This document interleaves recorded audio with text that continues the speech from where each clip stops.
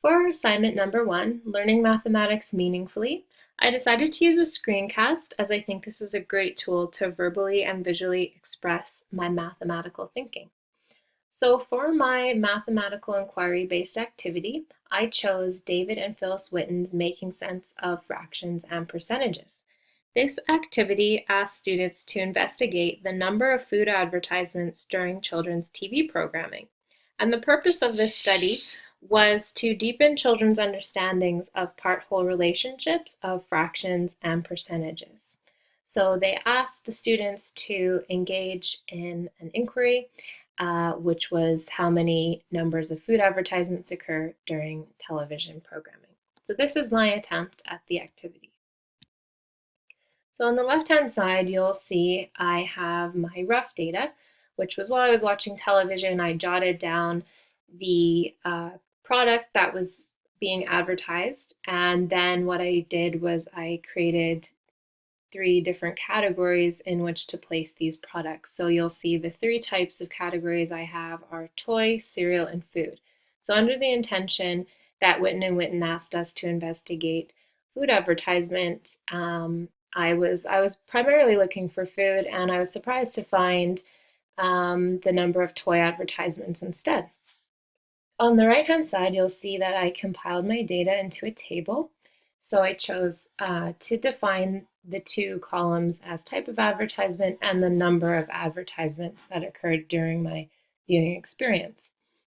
So here you'll see quite a difference that toys really were the predominant advertisement during my viewing experience. So I had a number of 6 toy advertisements, 2 cereal and 2 food, and I got a nice round number of 10. So I have really great even numbers there and a really quick access point to express them into fractions and percentages, which you will see on the bottom here. So from that information, I was then able to craft my pie chart. So here's how I explored the part-whole relationships of fractions and percentages. I really wanted something manipulative that I could hold in my hand and visually see parts to a whole. So I first took a party plate and I divided it into halves, into a half. And then the second step I took was to divide that half into 1/10 as well. And this for me was just an easier way to start to visualize the parts of a whole. By cutting it in half, that allowed me a much easier way to display 60%, as well as the other 20% of the cereal and 20% of the food.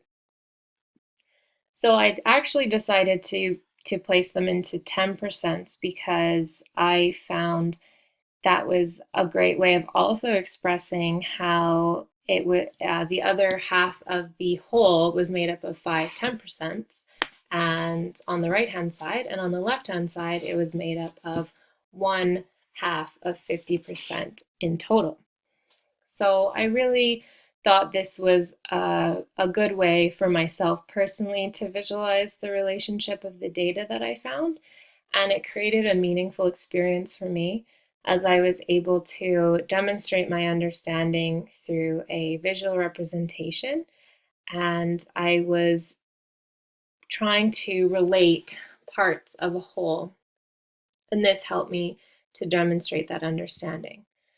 So from my inquiry, I found that toys were largely more advertised than food or cereal.